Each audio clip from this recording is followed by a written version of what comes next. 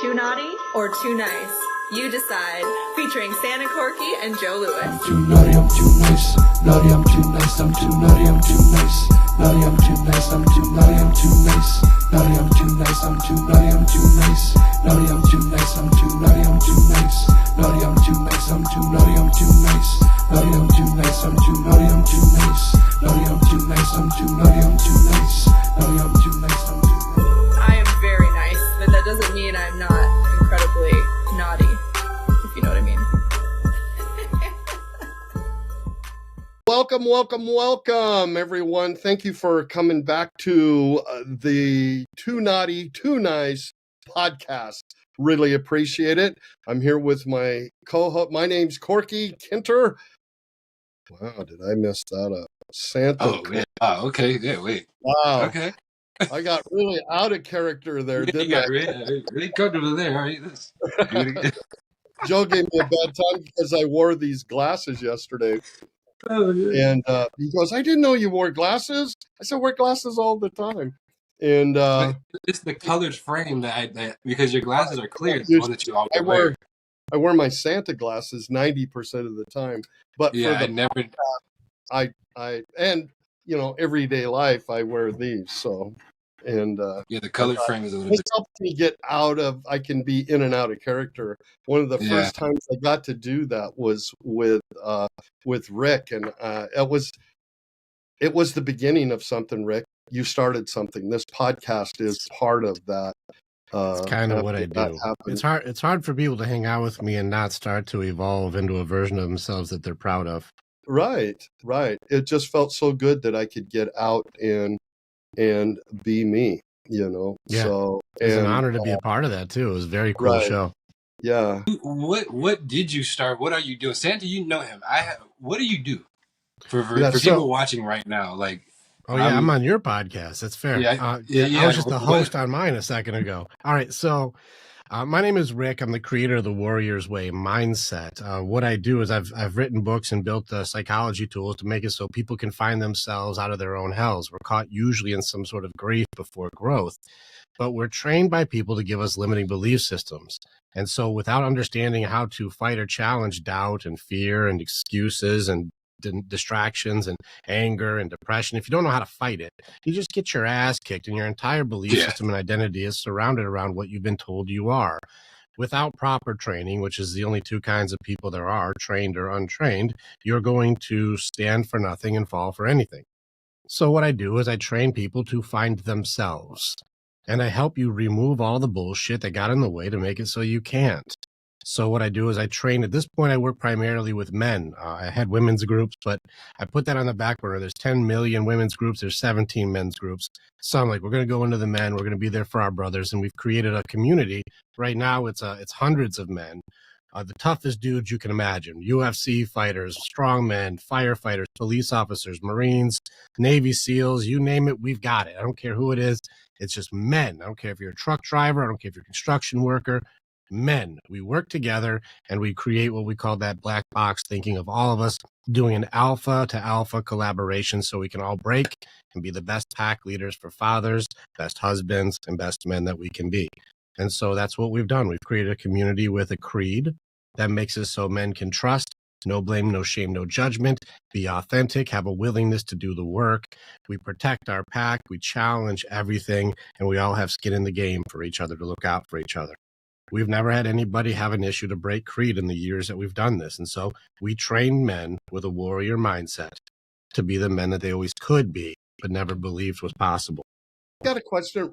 So it looks like you got kind of a map right behind you. And is that part of the program that you start Yes. with? Or Yes. can you So explain it's that actually a little really bit? complicated tool. When this map, when we put this together, I've got versions of, hold on, I got versions of this thing all over the place. And so we built this tool, and I'll be very open with you. This tool came to me at 3 a.m, so I'd probably give God the credit for this thing. This is how we operate. This is how people work. You know, and so when it comes to this, whenever I do the training on this, and I've done this with guys with PhDs and published authors and psychologists of 40 and 50 years, when I use this tool and show them, how do you find where you are stuck? How do I find which system you are broken down in to even know where to begin your journey to dig yourself out for authenticity or pain or loss or grief or abuse or abandonment or whatever happened? Where do you begin? This tool has worked over and over again to teach me which trainings you do not have, so that way you can fight your way out of whatever it is that has you held down. But people don't know how to use it. It's a very complicated tool because each circle on the map is a book somewhere. It's a full book, if not hundreds of books. It's a complicated tool. And so if you don't know how to use it, it just makes it more confusing. I am doing a training at this time. It is 1/11/24. On 1/25, I am going to be a live training. I only have like 60 spots left out of 300 to be able to do a live training where I will be taking people's real stuff and showing where are you stuck on the map so you know where to begin with your own growth. Because right now, people give you memes to try to help you figure you out, and it doesn't work. People will give you an answer that's not a solution at all. Be happy. Believe in yourself. Live your best life. And they'll throw out an answer and think that that somehow solves something. It doesn't. There's a gap between there. There's like, Joe, you got to get to the other side of the river. Can you deep dive on that? Because I think a lot of people will miss that. The answer is not a solution. The answer is not the solution. I think that might go over a lot of people's heads when they hear that at the surface level. Sometimes it takes people years to understand what I'm talking about. The answer is not the solution. All right, here's an example. What is this? Rubik's Cube. It's a Rubik's Cube. It's a solved one, right? All the colors on each side are the same. I know the answer. Mine looks like this, though. And so mine isn't doing the answer. And I thought that I was smarter than everybody else. I thought I was. So I was going to peel the sticker off and just start putting stickers. So I was going to be smarter than everyone else. And so I know that I have to have all the colors on each side have to be the same. So I know that. And I got a row of greens going, so I think I know what I'm doing. I think I have it. So I'm just not going to turn those greens because I don't want to mess up those greens. So I'm just going to keep spinning these around for a while. People think that because they know the answer that they're solving it. It's not how you solve that shit. If you don't know how to solve the puzzle, and a lot of times you'll see people who get one side right. Somehow I got all the greens. Lucky. Yes, I got all the greens. Now the rest of it's all goofed up, but I'm an expert on greens. I will teach you how to make money. I will teach you how to get your relationship fixed. I'll teach you how to get fit and get six-pack abs. I got you. I got it solved. I have it figured out. The rest of the cube is fucked, though. And they don't have any clue what's going on there. And so I know the answer. But I don't know how to solve my cube. I don't know how to do it. And people spend a lot of money I'm trying to get my cube to be the answer. And it's not a solution. If you're on one side of the river and you know the answer, I need to be on the other side of the river. Well, there's still a river between us. Do I build a bridge? Do I need a boat? How do I get there? There's something missing between knowing and having. There's something there that's in the middle. And the Warrior's Way trains very different than a lot of other coaches who are going to talk about manifestation. They're going to talk about dream building. They're going to talk about, fake it till you make it. I'm like, these are answers. How do you do it? I don't believe in myself. Well, you should believe in yourself. Thanks for the answer. Right. I didn't change. Yeah. I don't believe in myself, though. So you have to learn, how does doubt work? Well, what if people don't like me? And what if this happens? And what if this goes wrong? And they're like, oh, well, sometimes you just have to think positively. Okay, that doesn't stop me win. And I'm like, that's not combat training. That's not training. If Joe, you're named after a boxer. If I said, you got to get in the ring with this guy, and you're like, oh, cool, what do I do? I'm like, you got to win. Like, that sounds great. I'd love to win. Of course. What are we going to be doing? What's the training? Yeah, that process.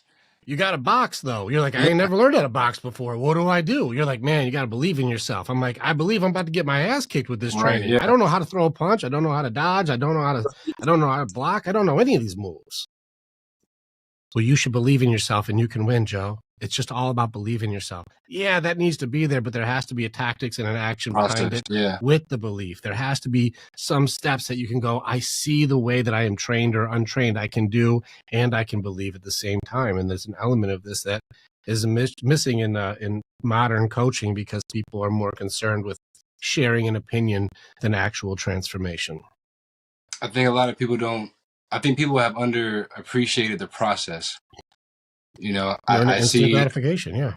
I think I'm a former athlete. I think maybe that's why I've enjoyed the process and I love creating. So I love process oriented things. And, when you try things, in entertainment, a lot of them don't work out. So the only thing you can enjoy is the process. Like, it was fun to do and then it got fucked, so I've learned to just always enjoy what I'm doing and what I'm working towards versus, hey, this song is done or this movie is out or we just got this award or whatever the case is, because that may or may not happen. But if that process was right, you can just keep doing it over and over again until your cube is all the way complete. But that Rubik's Cube analogy, I like that. That was like, I'm going to clip this, and like, that was a really, I wonder how you're going to answer that question. Man, that was good. I'm glad. Thank you. I'm glad we're recording, because that just blew my mind how you simplified that. It's one of the gifts that I have for discernment, is to take something extremely complicated and make it so it's simplified enough that I can use it now. I got some really, really tough ones too. Ones that people think they know until you have to know. And then they're like, I don't really know, but I thought I did. Like, what is respect? What is happiness? What is leadership? We think we know until I was like, well, tell me.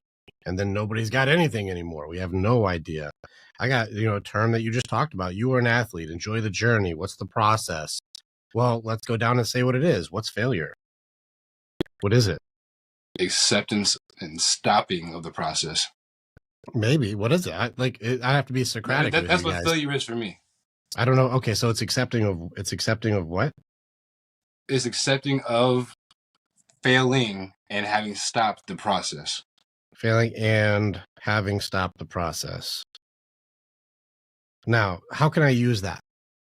I want to use it. Like, how do I use it, Joe? Because I want to do it. So the way I was taught to use it was to not accept failure. It's okay to be failing. If you're failing, you're learning. Not accept it. Failure, you've stopped and you've accepted the fact that you failed. So what you're saying is, if you accept the failure, you then become the failure. If you stop and say, hey, so if I want to make 100 3-pointers and I failed and I say, hey, I'm going to give up on this task, I'm a failure, because after I failed, I just stopped. I didn't keep going. I'm 0 for 1 versus being 1 for 3. Okay, so is failure quitting, or is failure not achieving? I think failure is quitting. Okay, so if you quit, you fail. For me, achievements are striving. You should be working towards. So what if you shot 10 shots to get those 100 threes and only 1 went in out of 9? Did you fail? If you don't try again, yes. Okay, so as long as I don't quit, then what was those 9 missed shots out of 10? Winning? A learning process. So then failure is learning. Failing is learning, but to be a failure means you stopped failing. So this is where it turns into, like, is it present or is it future or is it past? Like, it's, how do I use this word? This is why you can see it gets so complicated when someone uses one word. Yeah. Right? And this is where the clarity has gotten lost, because people get caught up in offensiveness instead of understanding. You call me a failure because I missed a shot? I'm a piece of shit. I suck. I'm a terrible basketball. I'll never make 100 threes. I can't do this. Like, we'll get into that. Is that because you missed, or because you're planning on quitting? Because how long does it take to hit a goal, Joe? How long does it take to hit a goal? Until you get there. I mean, every goal is different. It's a hard one to say. You can try to map it out, but I've mapped out my goals and I've seen them come very fast, come longer than expected. So how long did it take? I've had some goals take a day. I've had a snap of a finger. I've had goals where I put no work in and it was overnight. I've had goals where I'm still striving. It's like, I don't even know. We got to rework some things because this goal seems unobtainable. Let's redo some things. So we got all these different answers. Take a lifetime, and if you're always growing, they're always, you knock a goal out, get a new one, or the goal's changing for me, so mine's always evolving. I used to want to do one thing and now it's just going into something else. Which is the answer, but it does make it hard for me to use it. Yeah. So I don't know how to use that. That may be correct, but I don't know how to use it. So I'm like, okay, he's done a lot of stuff. Some come fast, some come slow, some come easy, some come hard. And he's got some that as he evolves, there's new ones. Okay, how do I use it? How do I apply that to myself? Because I don't know which ones are which. So let's simplify it. How long does it take to hit a goal? As long as it takes. As long The as only thing that makes you not hit a goal, the only thing that stops you from hitting your goal is if you stop trying to hit your goal. It may take you a year, it may take you a month, it may take you a minute, but if you quit, it never happens. The only thing that stops a goal is I gave up. So what is failure in between as long as you haven't given up? Well, I'm with you. It's learning. That's what I would define it. So failure is still forward as long as you didn't stop. So aren't we just failing forward? If we have a different belief system around this word of I'm a failure versus me failing is good versus failure is bad, we're measuring results, not effort. And when you measure the effort over the results, people feel more positive about failure because failure is learning. If you measure results instead of effort, each miss means you're not good, reinforcing shame, reinforcing a judgment, reinforcing a belief that you should quit because you're clearly not good enough. All it is one tweak of a word changes your entire system for success. And we miss it. It's all over the place. There's 1,000 words like this. Yeah. That's interesting. Especially because the coach that kind of put that phrase together, or that lesson of the day, his entire mantra was how. It's not what you do, it's how you do it. Which kind of goes back to not measuring the success, measure the effort. Did you try your best? I had I was on my TikTok live the other day, and a kid came and they said, "Oh, I got a 78 on my paper." I said, "Okay, now should I be congratulating you on this 78, or should I be telling you to do better on the 78?"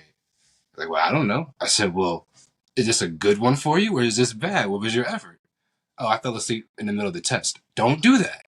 You obviously didn't put an effort in. You could do better.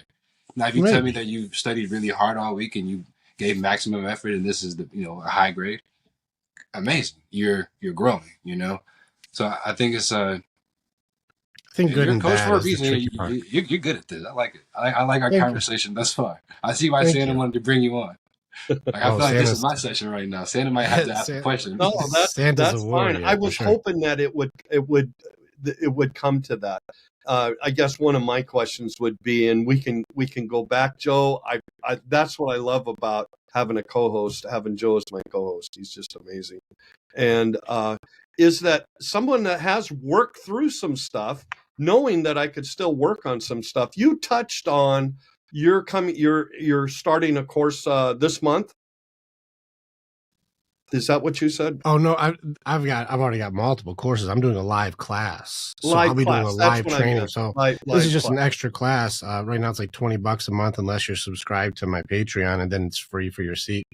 But yeah, I'll be doing a live training where, like, Joe, if you came on and you're like, hey, here's what I've got this going on, this going on, this going on, this going on, and I can find which spots on this map are you stuck at. And so if you're like, here I am, I'm in the middle of trying to figure out who I am, and I don't believe in myself, and I've got this stuff going on, and my parents told me I'll never make it, and this thing's going on here, and I've got this dream, but it feels like it's never going to happen, and you just start telling me your stuff, and I start finding all these pieces of this puzzle that's shaping your belief system around where you are, who you are, and what you have to fight.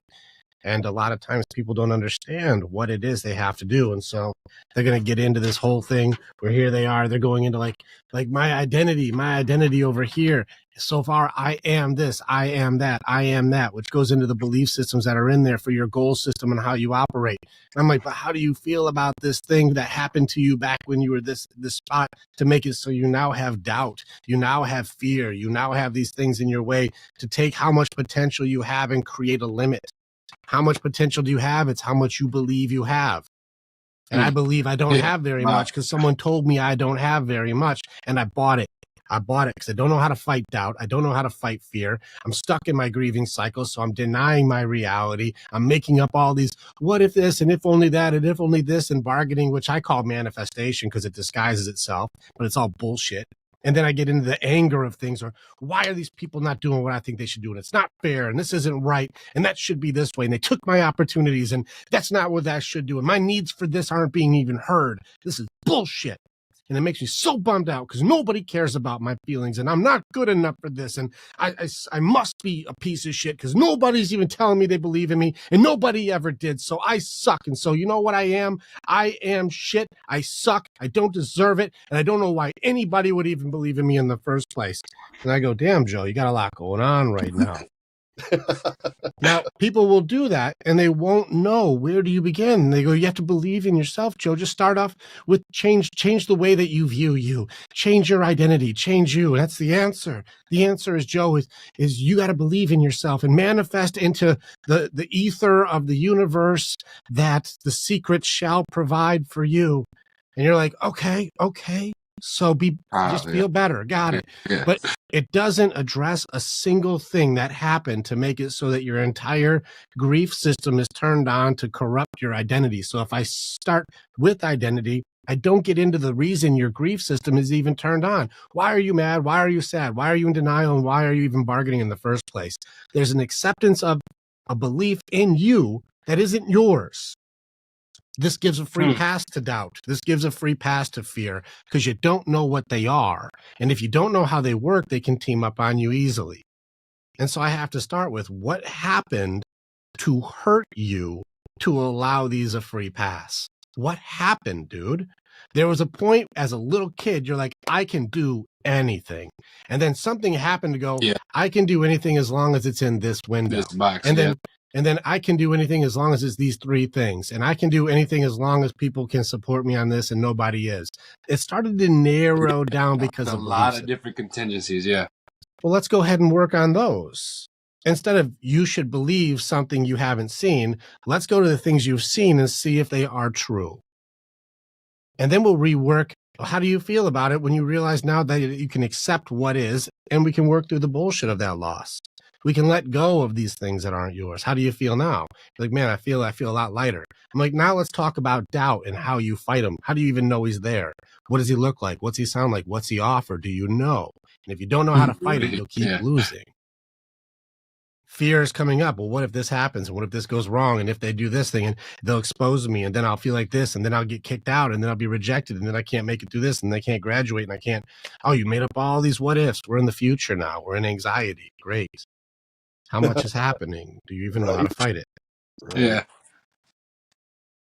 So this is where I would use the training that's coming up on the 25th to go, let's find you.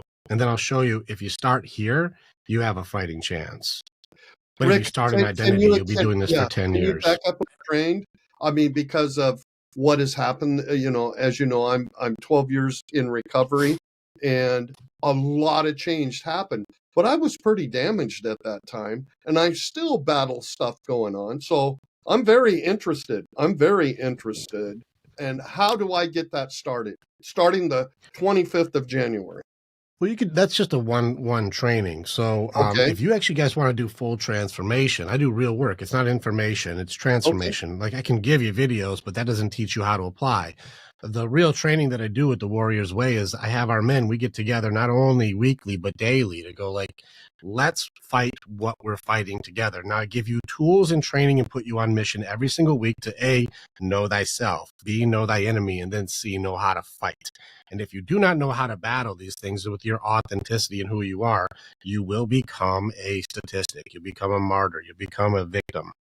It's not about, this first section is, changing that belief system from things happen to me to happen for me. We all know that one. That's been publicized heavily. Didn't happen to you, happened for you. Tony Robbins coined the shit out of it. But there's other phases after that. Because what is peace then? Well, peace isn't in the growth. Peace is in acceptance. This means you do have to train mind, heart, body, soul. This means you do have to understand the pillars of oneself for health, wealth, love, happiness. You have to understand thyself. And if you do not have those pieces, how can you be at peace? And then the last thing is the things that all the shit you went through and all the things you overcome and all the things that you've found in you now make it so the obstacles and the things that have happened in your life can now work through you and you can create. Now I can create a path to show you how to get out of that. And it doesn't matter what it was. It could be addiction. It could be I grew up in a bad neighborhood. It could be whatever it is. If I overcame, now I can create the way. And this is where hope and purpose lies. And a lot of times people will say, well, you should start with your why. Joe, start with your why, buddy. Simon Sinek says, start with your why. Know your why, and then you'll be able to do it. Has anybody else noticed that the answer isn't the fucking solution? Anybody else notice that knowing your why isn't your purpose? At all. And Yeah. more times than not, there are other people's purposes for you. Yeah, so now you have to dictate or determine, is that mine or yours? Is that what you want for me, or is that authentically what I'm here to do? Really tricky to tell the difference, because not only do we want to be included and appreciated and have pride in ourselves and people be proud of us, we want to feel significant. We want to feel important. We want to feel unique. We want to feel valuable. We want to fit in. But the reality is if you go off into the courageous land of authenticity and accountability, you'll most likely be orphaned by general society because you're not one of us. Yeah. Joe, you believe in your dream? You think you can fly? Nah, us chickens stay on the ground. I don't believe in eagles. You should live your life like a chicken. Stay on the ground. Don't fly. That's impossible. That's stupid. You're just going to hurt yourself anyways. I've never seen anybody do it. Why would you be that? What's 1%? What's the odds of you being a 1%er? You should just stay down here with us. Stay on the ground, flutter around, and go ahead and eat your chicken feet on the ground, and then we'll like you. Yeah, what about my dreams, though? They're like, you can't do that anyways. Right. Well, my wingspan is twice as big as yours, and I can see things you can't see. That's because you're a freak, and you're stupid, and you don't know what you're doing. You're a weirdo. Clip your wings, put on bad glasses, stay on the ground. Then we'll like you. Most eagles will live their lives as chickens. They don't know what they are, and so they'll just limit themselves to fit in so that way they don't go against the grain. But there are a few people who are courageous enough to say that I do believe there's more. And there's a transition period. Have you noticed, Santa, that there's a transition period? We talked about this. You had your drinking buddies. You had your people who would party with you. They'd get down and dirty. Let's go be crazy. Let's go wrestle with the bulls. Let's go do some nutty shit. You had your people. These are my people, and they're grounded. I know they're grounded because they have no dreams bigger than the dreams we have. They are where they are. And as soon as you said, you know what, I don't think I want to get drunk anymore. You know, I think there's something more to this than just taking. Maybe there's something I should be giving. I believe that there is some purpose I have that is bigger than just being lost, being inebriated, being broken. I think there's more to this. I think I'm going to try and fly. And I don't think I'm going to hang out with you guys anymore. What people forget to talk about is that window where you don't belong anywhere. Yes.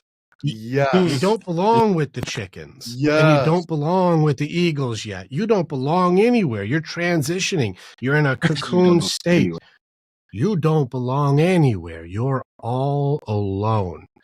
I believe that this window is important, is an important blip in your evolution because you're going to find something that you didn't know that you were looking for.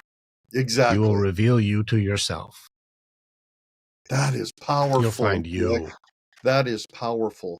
Because I look back, I'm talking with someone in my life 12 years ago that is still caught up in the drinking and the rodeo and the stuff. And someday I'm going to quit. And someday it feels like he's living a half life. He's never really lived to his potential. And he's watching me and going, wow, when's it going to change for me? But that is powerful. That window is so true, Rick. That window is so true. There was a time I didn't, I didn't have the. I think that it's funny that you say that because I'm always looking for transitional moments in life, and I think that those are the most crucial. Like that's that's that do or die moment, because if you aren't alone, are you not in that transition correctly, or at least in my experiences, and you sway one of those ways too early, or you go back, or you go forward too fast, and you haven't sat and really let the transition of your environment shift because you said, hey, I'm going to make a change, but it's not like that. You have to let the world change around you. And that sometimes it means you can't do anything. You're alone. And if you start to, do too much too fast, you'll fuck it up, And well, what's I've never heard anybody else talk about a transitional period before. I've only ever, my dad will look at me crazy sometimes. He's like, what are you doing? Nothing, because there's a transition going on and I need to not be around anything right now. Well, it looks like nothing to those who don't understand it. Yeah, Remember, what's happening when a caterpillar is a chrysalis? Nothing? a lot, It everything. it looks like nothing. From the outside, it looks like you're just sitting there. You're not doing Yeah, anything. But what's changing? Everything. The thing is, for the way that we operate, no different than a chrysalis, is where does the change happen? You can't see it from the outside. It's inside. hmm There's a change that's happening. There's an evolution that's happening inside of us that you can't see it. You can't see it, but I know it's there. I know it is. And people don't believe it until you actually come out and you start to flex your wings. And then they go like, you can't fly though, Joe. You can't do it. And you go like, no, I think I can. And then you start to fly and all of your haters and herders turn into like motivators. Like, we believe in you now. You're really doing it, Joe. I knew you always could. And you're like, motherfucker, no, you did Yeah, not. right. Yeah. So you brought it back. I have a question because I'm an eagle. I've never cared about being a chicken, and I don't know how to tell other eagles to not be chickens. And they'll like yesterday. I'm at the gym. This guy, he's asking for advice, and he's like, how do I start a career? How do I do this? And I'm like, hey, you got to just do it, and you can't be afraid. If you're supposed to be doing something, you have to walk in what you're supposed to be doing, So when I quit my jobs, no money in the bank, everybody's like, Joe, you have lost your mind. Like, this is goofy. And then, everything looks like it hits the fan. And then when you have a couple of successes, everybody's like, oh, wow, just how you said it. And I'll never forget, my dad goes, make sure that you're doing this and looking at this correctly, because what you're telling me is very shiny. You're telling me that your path is to be a music producer and in the entertainment industry. And this is like anybody that wants to be the president, or I want to go be a doctor, lawyer, or I want to be whatever. Everybody has famous dreams per se. So he said, double check and make sure that this is what, you're being led to do, and then walk in it. Sure. Luckily I was right. But when I start to meet people, there's a lot of chickens who think they're eagles and they're not. And there's a lot of eagles who don't realize that they're eagles and they're acting as chickens. And I don't know how to tell people like, hey, be yourself. Cause sometimes, like, how do you walk a person through that when they don't have enough fucking in their system to just be like, all right, bro, I have to be myself. Cause that's how I was. The further that you get into knowing thyself and doing what you do authentically, you can, you ever see the show Dexter? I didn't get into it. Okay. Santa, did you ever catch that show? I don't know. I'll explain the premise. We don't have to really get into the show. The premise is all that matters. The idea of the show is that this guy is a serial killer, but he tries to use his serial killing for good by only killing other rapists or killers. That's his whole thing. So he still has this, I'm a bad guy, but I'll try and do the bad guy thing in a good guy way. This vigilante justice concept.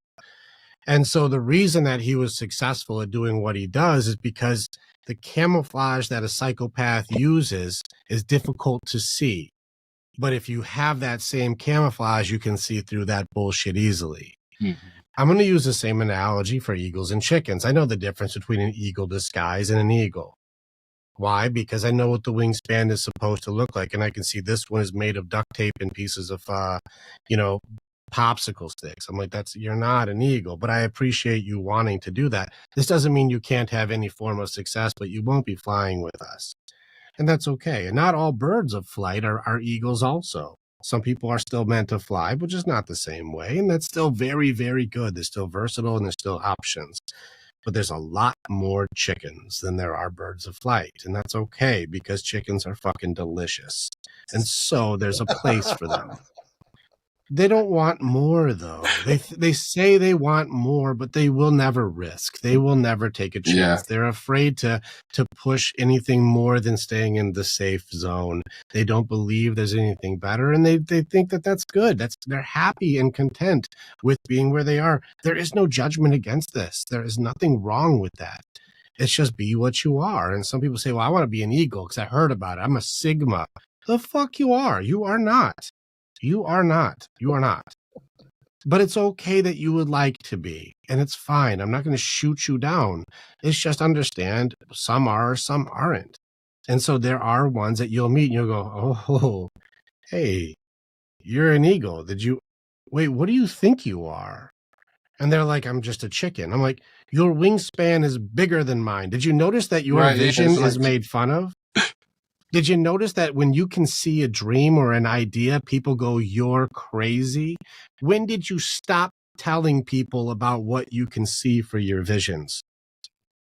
When I got tired of hearing that I was crazy, actually. Right. Yeah. Because you can see further than they can see. That makes you crazy, or does it? When you start I learned hanging that out it with does. other eagles, Yeah. they go, you get around other people. You start, that's the transition though, is because you have to believe that shit before the eagles can talk to you, because you don't belong with us yet. You don't see it. You're still in this part where I know I'm not you guys, but I don't know what I am yet. And so there's a transition you have to do with doing until other eagles go, hey, you trying to fly, Joe? You're like, dude, fuck, I'm trying, but what am I missing? You're like, yeah, you got the wingspan. You're going for it. All right. Remember, arch your wings this way, catch the breeze. There's a Bernoulli's principle, bro. You got to catch that shit. And then as soon as you have that, you can start coasting up, catch the drifts, and then follow your beliefs, because you can do it, man. You've got the gift. You've got the eye. You've got the vision. You've got the wingspan. You've got it. Now fucking go for it, bro. And as soon as you do it, other eagles do not need to knock you down. This is how you can tell you're not talking to one. Yeah.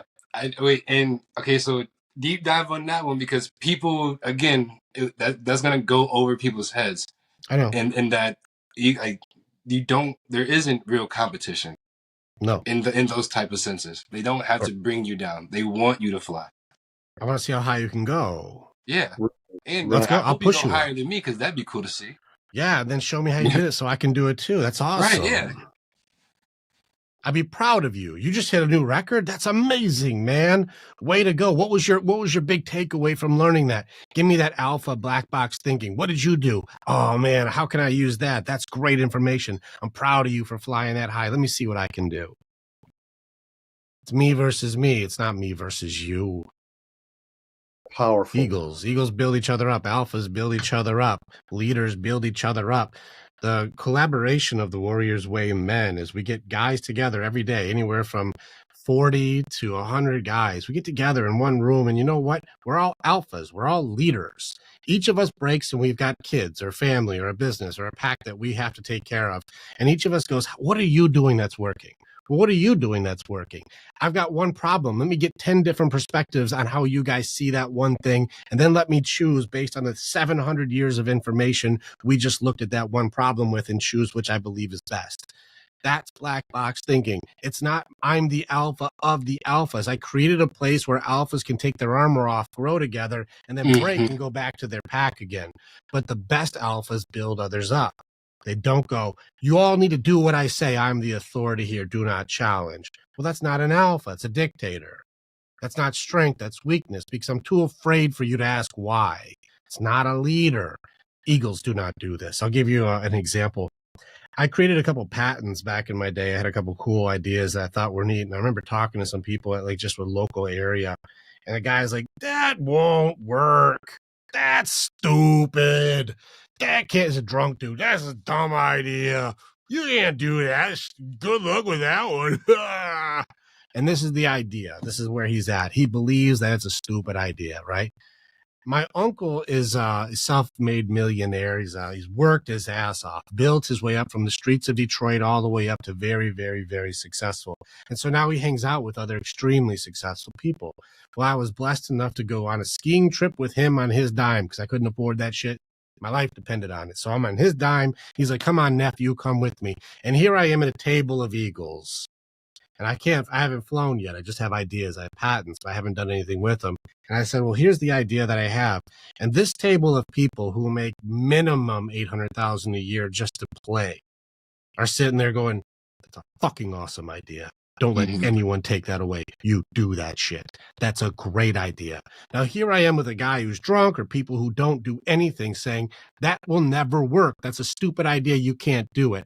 And then I sit at people who do things that are in the clouds and amazing and successful and serve people and make the world a better place. And they go, don't let anyone tell you you can't. You can do that. That's the difference of when you're around people who can fly and people who have no ambition and no intent to. They can only see as far as they believe, and they don't believe many things work, including Powerful. themselves.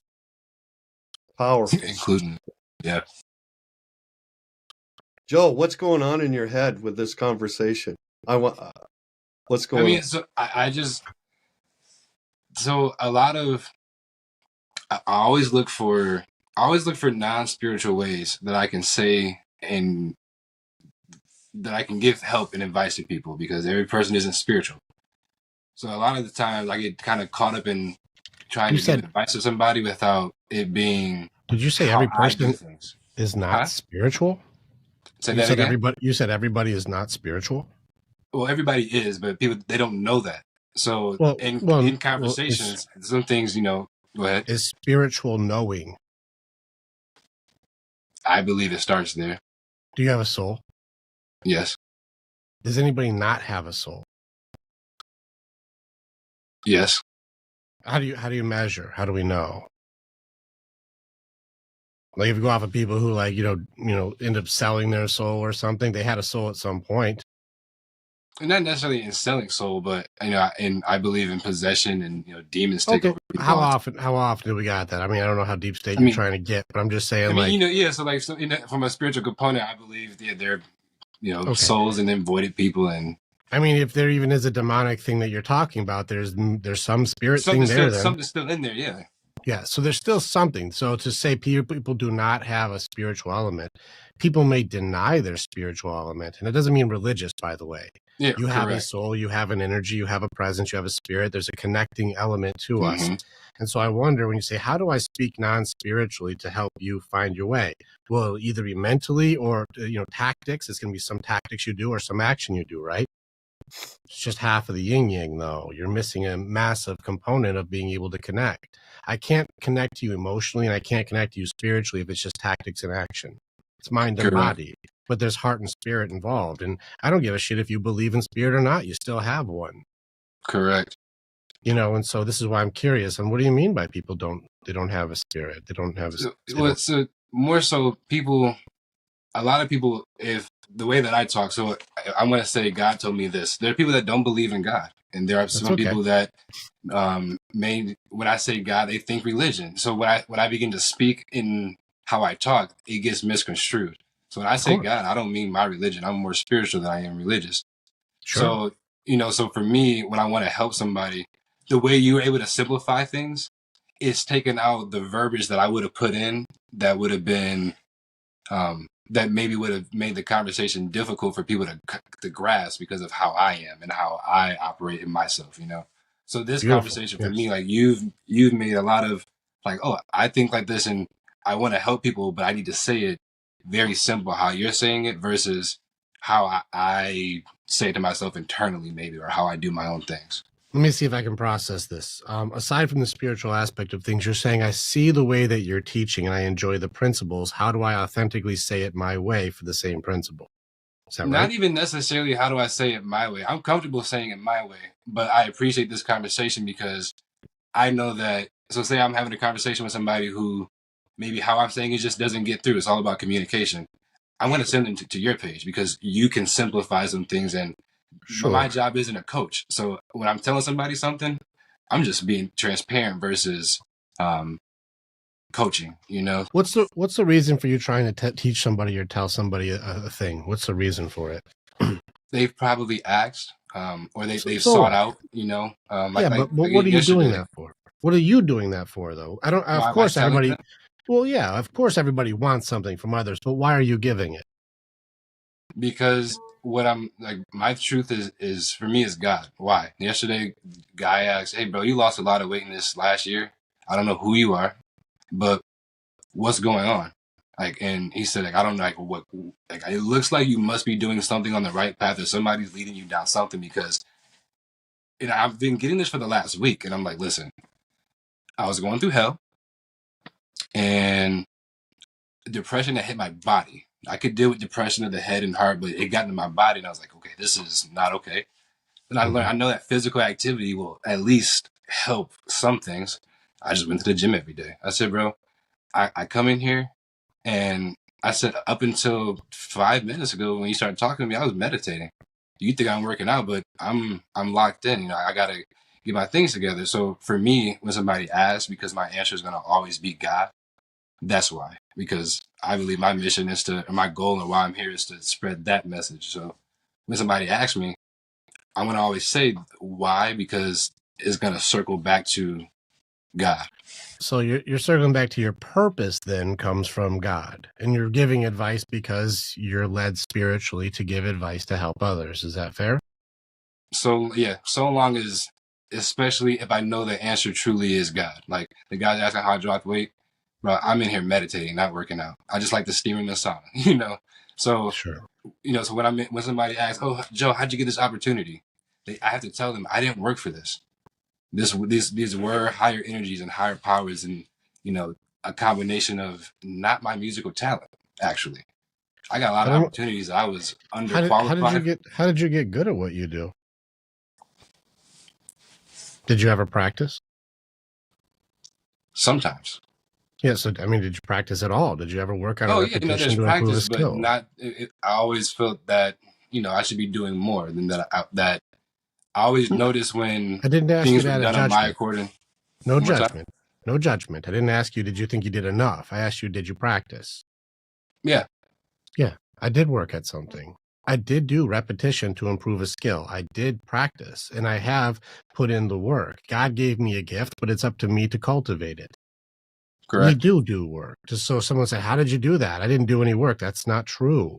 You did work. You practiced. You figured out better ways. You improved methods. You found creativity in what you do. You opened up avenues of obstacles to make it so you can present something authentic and unique. You did nothing? And there were times where I do believe that I did nothing.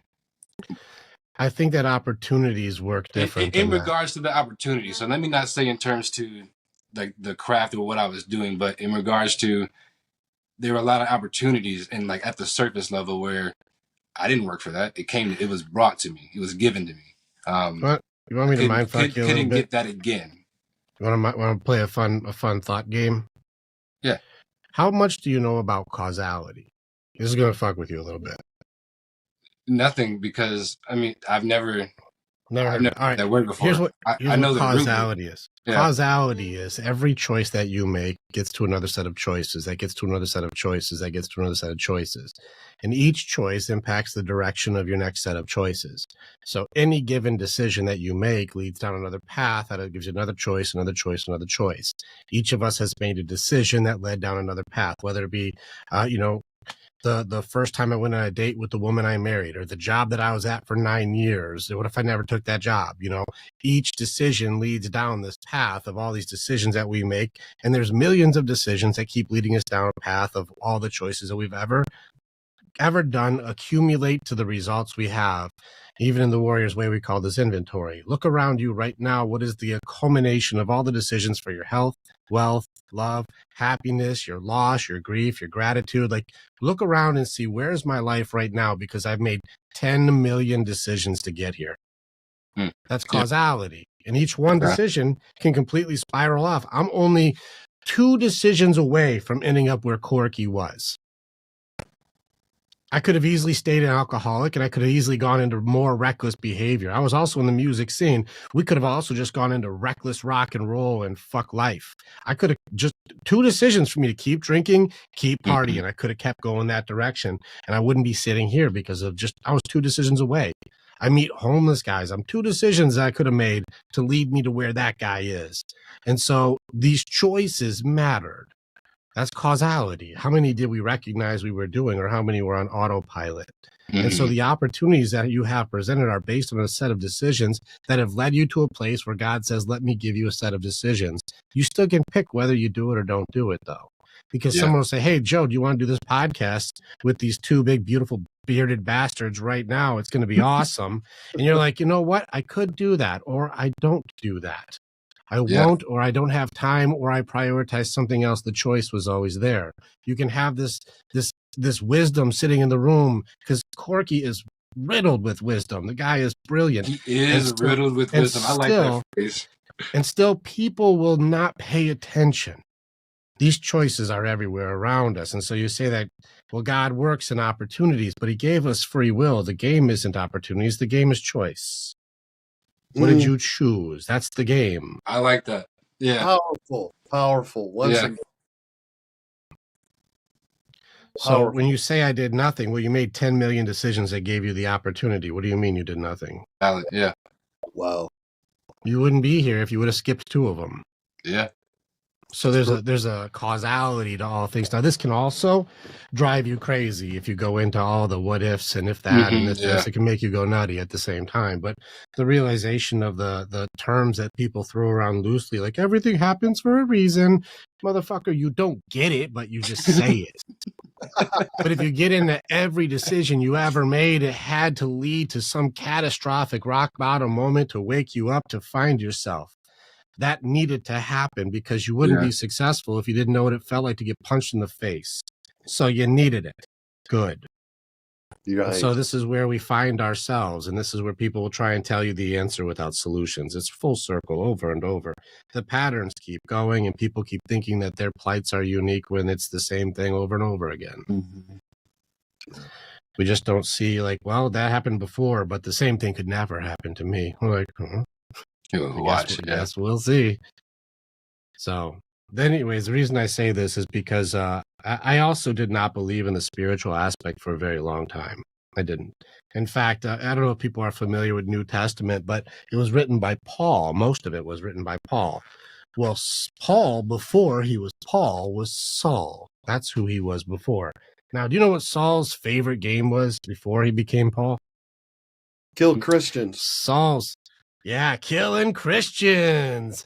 I like to kill Christians. That's my favorite game. Paul loved killing Christians. Loved that shit. That's his favorite. How did the guy who loved to kill Christians become one of the most notable Christians of all? There's an old you. There's a version of you that used to do some bullshit. But that stuff you did makes it so you can become the man you're meant to be. He always had this guilt inside of him where he knew that what he was just so much regret inside. But he knew there's a better way and a better path, and he had to change or evolve out of what he was. If there wasn't that rock bottom moment where he came to that face-to-face with Christ on the road moment, there wouldn't be the writings of Corinthians in the New Testament. You wouldn't know what the ideas were. They wouldn't be there. And so there's an element of ourselves where we have to have the hard times and the hard truths of what we are, what we were, in order to accept the authenticity of what we're meant to be. And many times we don't even know. You all right, Joe? True. He's going to the bathroom. You got to mute it. I'm sorry, I had to grab my charger really quickly. I didn't want to throw you off when you were talking. I'm just kidding. Right. So, anyways, the point of this is there's a spiritual element to ourselves. I used to use the Bible as a weapon, man. Why is that? I mean, well, because I know why. I mean, I think the Bible is greatly weaponized. I say greatly in a negative way. But yeah, why did you choose to do that, or how? I didn't. I grew up. My family they grew up religious, and I'll say I think my dad's side was Jehovah's Witnesses. My mom's side ended up going more into Catholicism before they went non-denominational, and there was a lot of heavy judgments thrown around for shame and guilt. Disfellowship, exile, burn in hell, all of these things are thrown around pretty willy-fucking-nilly. And if you read the book in here, it's real easy to tell you, you're an idiot, because I read. And they're like, oh, no, I'm not an idiot. I'm going to heaven. Our Father who art in heaven, hallowed be thy name. And they start going into the Lord's Prayer. And I'm like, did you read in Matthew 6 that literally the sentence before the Lord's Prayer is, don't be like the Gentiles, and repeat this over and over again? It's your own book. And you know who said that? Jesus. Right. So who are you following? I'll go into it. You know what? I'll be honest with you guys. Not honest. I'll be open, because I'm not lying on any of this. I'll be open with you guys. Matthew chapter 7. You can also go into Luke and do the same thing. But in Matthew 7, when Jesus is the Sermon on the Mount, just that one chapter ruins most people's arguments about anything. Starts off with don't judge people unless you want to be judged. And by the end of it, he says the false prophets, the people who say you did all these things in my name. And I'm going to be like, I didn't want you to do that stuff. You're not one of mine. Right. Lord, Lord, look at all the things I did. I cast out demons and I did miracles in your name. And I said these gay people are bad and black people are bad. And the pregnant girl getting an abortion's a piece of shit. And I said they're going to hell and these people are shitty. And I told all of them they are all going to burn. Look what I did in your name. And he's going to be like, I didn't know. No. Yeah. None of those were mine. None of those are us. Wrong group. You're not one of mine. And yet people will, in the Lord's name, do terrible things. Matthew 7 ruins most people's bullshit, especially just judgment. Jesus. Go ahead and argue with Christ. Go ahead and argue with Jesus. You can argue with David. You can argue with Moses, but you can't argue with Jesus. You can't argue with Jesus, no.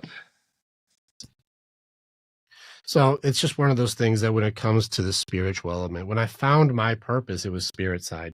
Now I'm logic and tactics. I'm action and let's kick some ass. I was personal trainer. I trained in MMA and I trained in fighting for 10 years. I trained with Navy SEALs. I trained with special ops trainers. I know mean things. I can do horrible things with these mitts. I know how to do bad stuff. I also know how to protect very well too. I am built to do a form of combat, and I've been in a lot of combat. I know what that is. I thought that my purpose would be tactics and action. I thought that's what it would be. It's just half the yin yang though. I didn't know my purpose would be spiritual because I was using this book as a weapon, just like Saul. My purpose ended up being in the ability to surrender all of my stuff to God. I didn't know what that meant. It's a meme still. It's a proverb. I'm like, I don't know what that means. Surrender it to God and you will find peace or freedom. I'm like, yeah, right. Prove it. Here I am thinking I'm the center of anything. So when I did all of the psychology and the philosophy and the diagnosis and the research of all of the pain and trauma I've ever had in my life, and if I went down the list, I have everything except for sexual trauma. It's the only one I didn't have. Addiction, abuse, abandonment, go down the list. I got you. But the only one if it's a repressed memory, I don't know. Maybe I don't know yet. Maybe I did. So if that happened, I just don't know that one. Otherwise, I technically should either be a psychopath or a sociopath based on my upbringing. I grew up in inner city Detroit. Not a nice place. And you already know you can't go downtown. Downtown, that little circle, you can go downtown. Yeah, know that outside ring you don't fuck with. Yeah. Those are streets we don't walk. I knew where we go. You don't go past that street. We knew where we don't walk. We know. And so there's areas there. This is not a kind area. Nobody's ever been to Detroit and been like, that was lovely. What a lovely, sweet place. Everyone there. Such Southern gentlemen there. No. No, never. Yeah. No, it's cold. It's hard. It's strong. It's brutal. Detroit is not a soft. It's not a soft place. I grew up on 8 Mile. I did not grow up in the nice part either. Like it's tough area. And so for people to understand that kind of stuff, I had all the diagnosis, all of the things, all the pain, the trauma, the beatings, the beatdowns, the terrifying moments. I had it all diagnosed, man. I knew all the answers. And yet I had all of these Tupperware bins and storage bins that are all correct in a mountain sitting inside of my mind and heart, just fucking taking up all this space still. And I have just this mountain of pain. And I'm like, what the hell? And now you know where lies your pain. I know where it is. I know where it comes from. I know that I'm supposed to let it go. I know I'm supposed to not feel this way. I know I'm supposed to believe in myself. I know I'm supposed to. I know what it looks like if it's solved. I get it. But mine isn't solved. I still have all of them here. Yep. And it was a few years ago that I was laying in bed, 2:33 in the morning. And I'm like, you know what, God? We don't talk often. We had a pretty rough go with this religion thing because people have really screwed that message up. But let's just say I really don't know. I don't know. I'm gonna surrender. I give up. I am not going to fight the spiritual element anymore. What do I do with this mountain of pain? What do I do with this?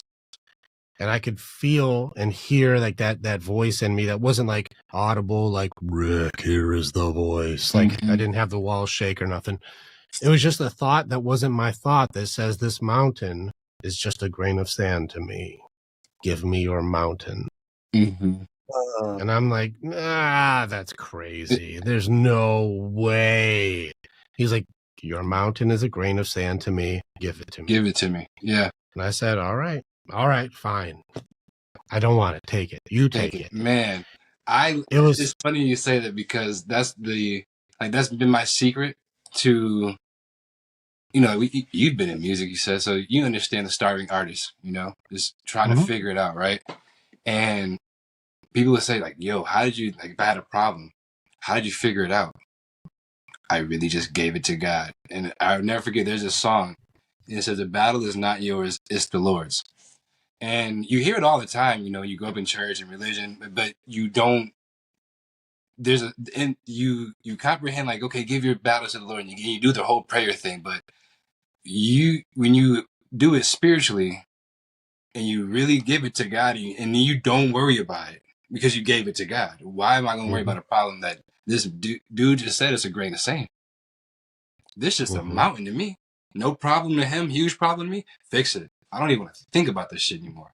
But most of the time we think about it. We didn't really give it to God. We hold on. We don't believe in God. So we want to put our action where we are supposed to be letting God put his action. And now we now we have a bigger mountain. And, it's difficult. Do you know what the second oldest religion is? It's in the Bible.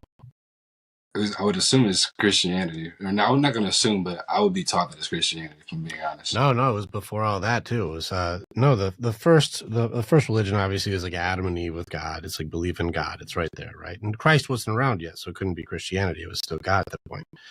And so you couldn't believe in Christ. There was no Christ. It was just God at that point, And so, what was the religion that Satan sold to Eve? Yeah, I was going to ask, what makes you?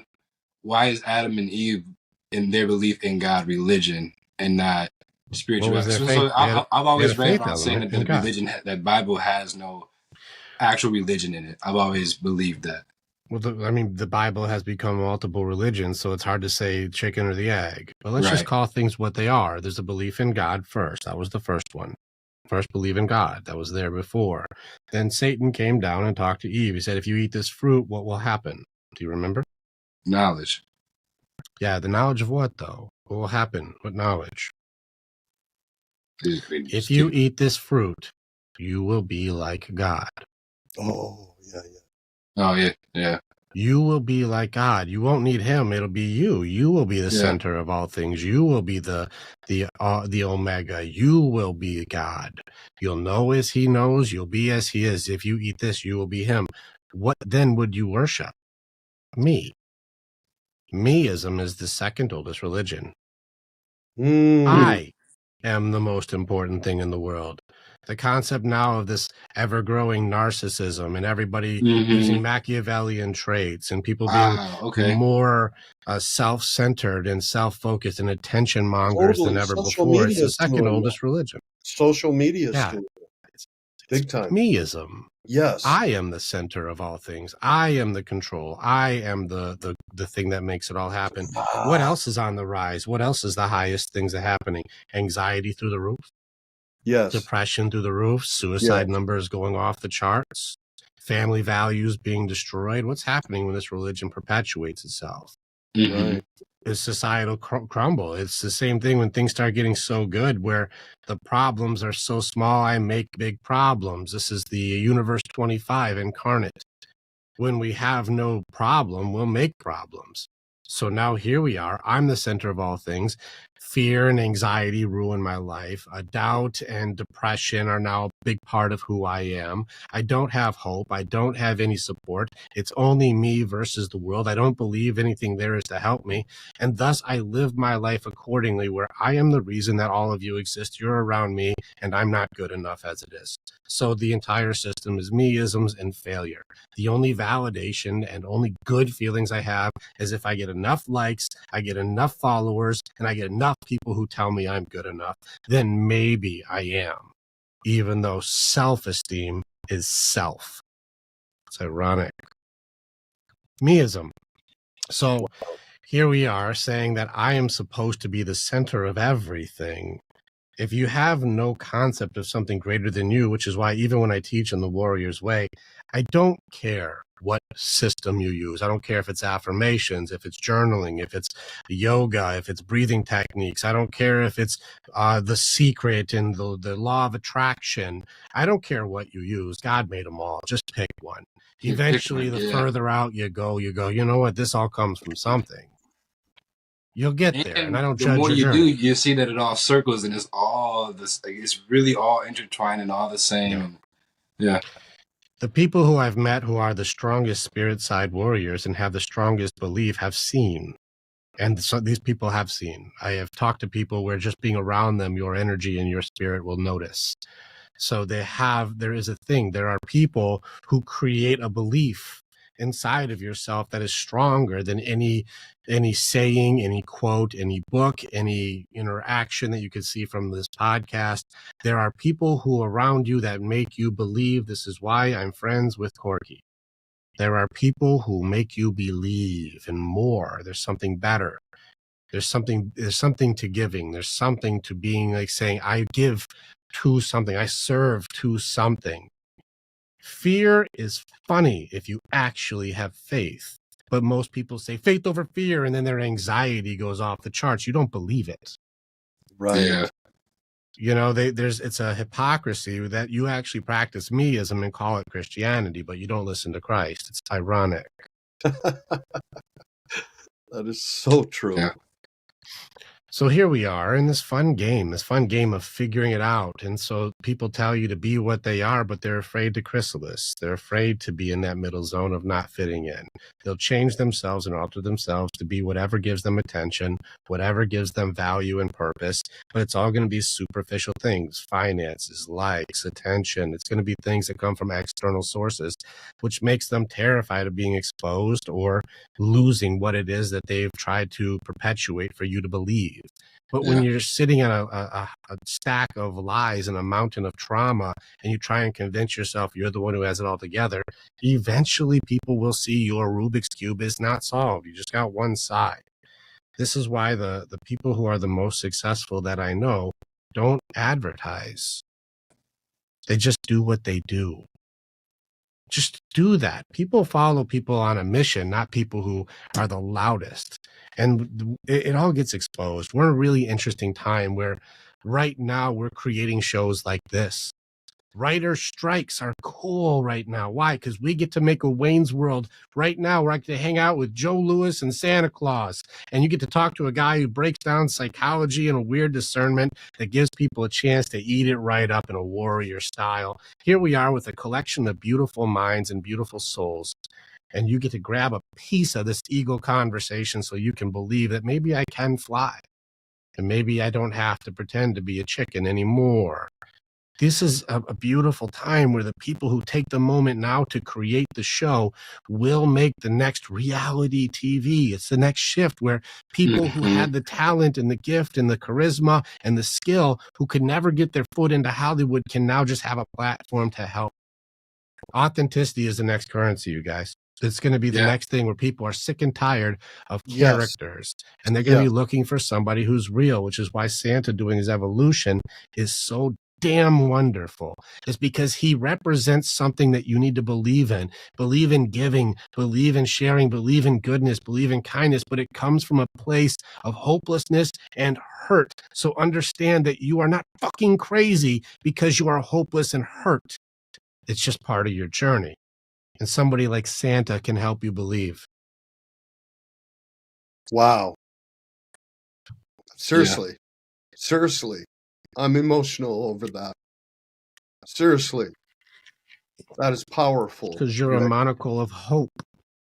You're a reason for people to believe in goodness again. Yeah. It kind of reminds me, you say yin and yang a lot. And it kind of reminded me what you just said was in darkness and light, and no darkness until but you need light to know that there's darkness, and you need darkness to know that there's light, so a lot of times, and we talk about Santa a lot because he's always sharing in terms of, I was in a dark space, I got my shit together, and here's this light. And he told me yesterday, he said, Joe, the quirky you know right now is because of this system and this light that I was given, and I magnified it, and I've done all these things. This wasn't who I was dark. And I think a big part of a lot of things is acknowledging and saying, hey, there's darkness here. Right. Because if you don't say, hey, it's dark in this room, who's going to turn the light on? No one knows it's dark. No, his eyes are open, or however we want to say it. But to know darkness is to see that light was given. And to know that light is there is to see that there's darkness or shadow somewhere. You know, How do you make a shadow? You need light in an object. How do I make a shadow? What is a shadow? See, I've known a shadow. What's a shadow? What is it? How do I make it? It's an obstacle between the sun, between the light. It's an obstacle between the light creates a shadow. Right. If I block light, it makes a shadow. So there's an obstacle that has to be between you and the light. Creates shadow. So yeah, we're going to be in dark places because there's an obstacle between us and the light. There's something that was put there, usually by us, or somebody else put it there and we agreed. What makes the shadow? You can't have a shadow without light, so there has to be something in the way. You can't be in the dark without a light. It's the opposite. So it's not good or bad. It's just that's what it is when that's there. You get duality. They're both there. Yeah. So it's just part of it is like, well, I was in the dark. It's like, well, what did you put in the way of the light? Right.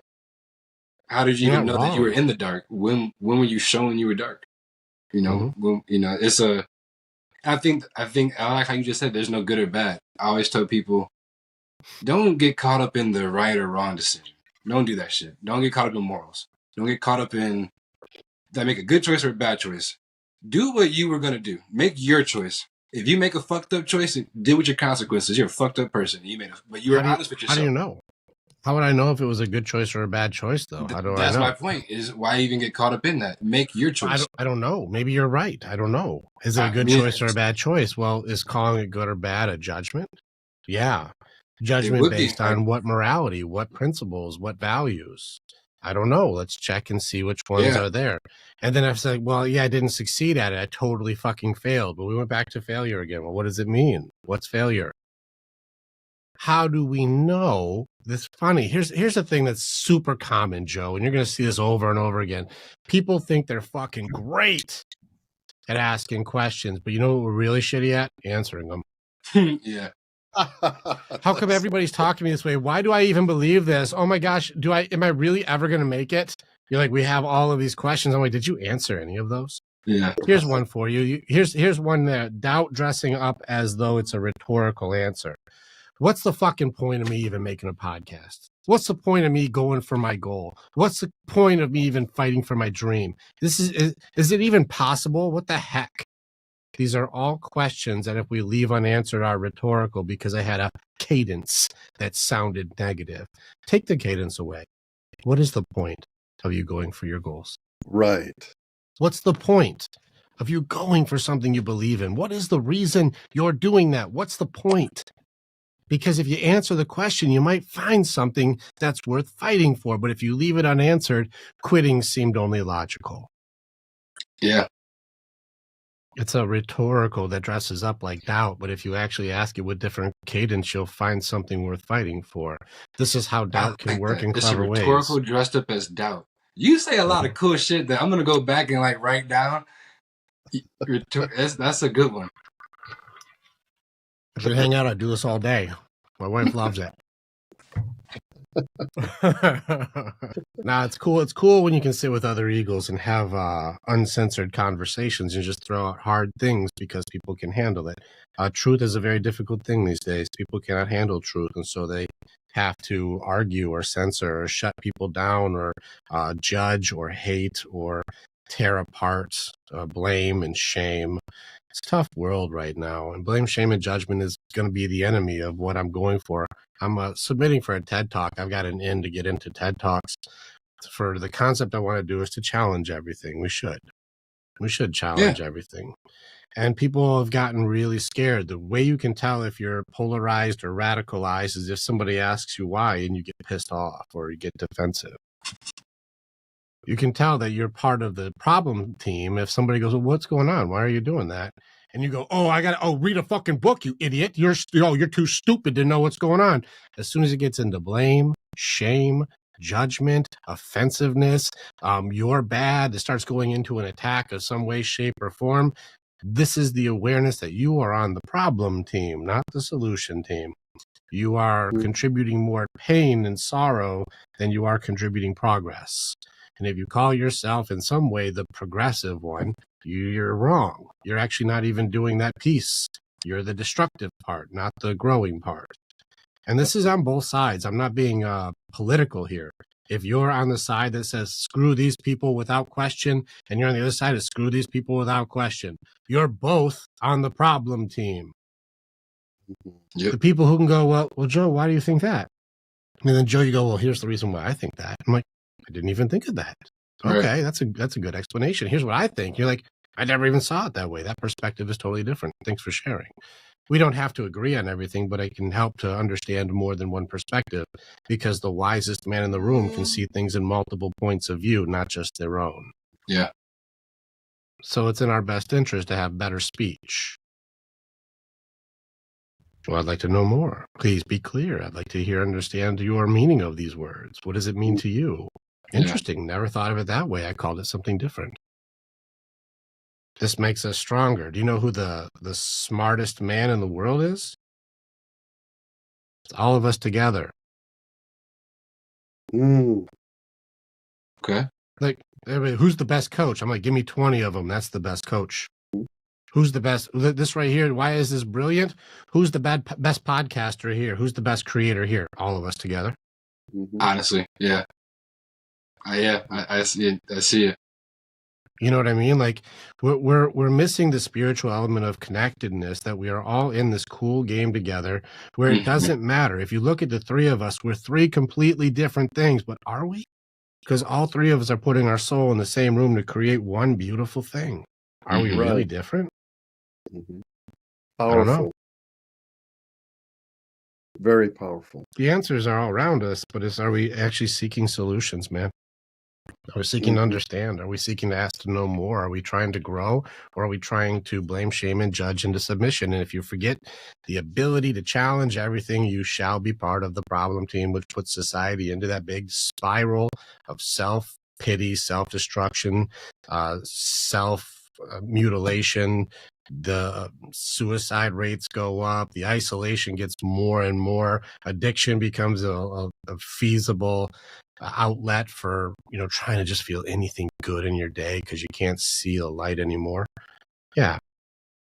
But we forgot that together we're stronger. Why are we trying to hurt each other for being so different when we're really not? A lot alike. Yeah. Yeah. Anyways, I've been dominating the conversation. I appreciate you having me on your show. It's different, quirky, because when you were on, I'm being the host, and so I had to switch from host to guest. But when I go guest, I go hard. That's awesome. No, and it's a good time. We need to maybe wrap it up. And I thank you so much for the knowledge you brought. This will probably, I don't normally go back and listen to the podcast, but I believe I will this time for sure, a few times, because if you've watched this for the first time, or you've seen the podcast before, but if you've watched this for the first time, I hope that you go back and watch it too and draw out some of the deep nuggets in here. There's some life-changing stuff in here that could make a huge difference. So please go follow Rick on his platforms. Be a part of the new training, the training coming up on the 25th. And look at some of those. So Rick, again, go over some of the places they can find you. All right. For the men out there who are like, I'm trying to work on my stuff, I train men to have a warrior mindset so they can lead. So if you want to be like part of our men's group, that's what we really do. I have a 6 months of training that I do to reconstruct you authentically. It's a lot of work. So if your men want to do that, click the links in the bio, book a call, and let's see if you've got what it takes to be one of my warriors. I will train the shit out of you. Now, for the rest of you, if you're like, no, I want more information, I'm not trying to jump into that full transformation. I don't need that. You can jump in, check out the podcast at the Battlefield of the Mind. Jump in and you can see the any of the social media stuff. We have tons of stuff that goes out, including Santa's on there too. If you want to get into our community, we have a Discord you can jump into where I do access to trainings that I throw up at random. So it's kind of cool. You can just jump in and we can crack some stuff open for you. I have so much opportunity for you to be able to grow. You just have to have the willingness to hit the damn button. So click the links at the top and or in the bio on this to make it so you can get to our stuff, book some calls, check out some stuff, get involved, and I promise you, your life will start evolving in a way that feels authentic. Otherwise, keep enjoying the stuff that everybody's putting out here because there's good stuff out here and together we get stronger. So check out our stuff. But I'd love to see some people. We only got a few tickets left. I'd love to see people who go in. I also want to get 1,000 people in our Patreon this year. And so anybody who's part of our Patreon is going to get free tickets. And so you don't have to pay the $20. I think it's more like $6. And so it's a lot easier. So choose to be a part of it and I will make your life way cooler. So that way you can have your authenticity back, be yourself again. Definitely, you make their life a lot cooler, but you've taken away all the excuses for them to be stuck in where they're at and not being the eagle that they were designed to be and called to be, that God has created you to be, to go out there and serve and protect their families and loved ones out there like they should. You've taken away all the excuses. You have challenged me to really look. I feel like you've just pulled a bunch of these scales off that I need to even go deep dive, and I can't wait to. And I promise you, I will be in your Patreon and going for it from this point forward. And yeah, you should come hang out with me, Santa. I'm going to throw something out there for any of you warriors. This is going to be for, I don't know how big you guys have for your reach. I may regret this later. Every Saturday morning, I do what's called Bring a Brother Day. And I've had some really cool big names come in on Saturday. Dwayne Knoll, Chris Terrell, Chris Burkett. We've had people who are like, wow, holy shit, they're in here. We have people who come in. You guys are both very welcome to join us on Bring a Brother Saturday, where we do a live training where whatever comes up, we fight it together. And you will get literally thousands of years of brilliant minds put together to fight some of the toughest fights that we've got together. And it'd be cool to have you guys jump in and just see the caliber of warriors who are teaming up behind the scenes that never gets published, it doesn't get posted, and people don't even know that these eagle conversations are happening. So if you guys want to come in, join, and anybody who knows you guys that you're like, you should come with us, Bring a Brother is invite only, very Fight Club-ish. right. So if you know somebody, I have invited. someone in mind for sure. Yeah. You're very invited by me. If you want to jump in Saturday, Dwayne Knoll has been showing up a lot, the Dry Creek Wrangler. And if you guys haven't hung out with Dwayne, oh man, just wisdom just pours out of this dude. And so people are like, is that the coolest training we've ever done? Like, there's good names coming in. So you guys will enjoy yourself and see that you fit right in with other people who just believe in each other and push each other to higher heights. So I may regret putting this public, but we have Bring a Brother Day on Saturday, and it's getting very, very big. So feel free to jump in, guys. It makes it cooler and cooler when you guys are there. That's awesome. Thank you so very much. So for those of you that be sure to subscribe to the channel, please, and do like, and please make a comment. Let us know how you feel. We go through those comments, so please let us know how you feel. Again, Joe, thank you so much. I appreciate you as a co-host, and well, of course. Nick, what a blessing! What a blessing you have been. What a blessing you have been. You are truly a world changer, a life changer, my friend. All right. Takes one to know one, Corky. Thank you.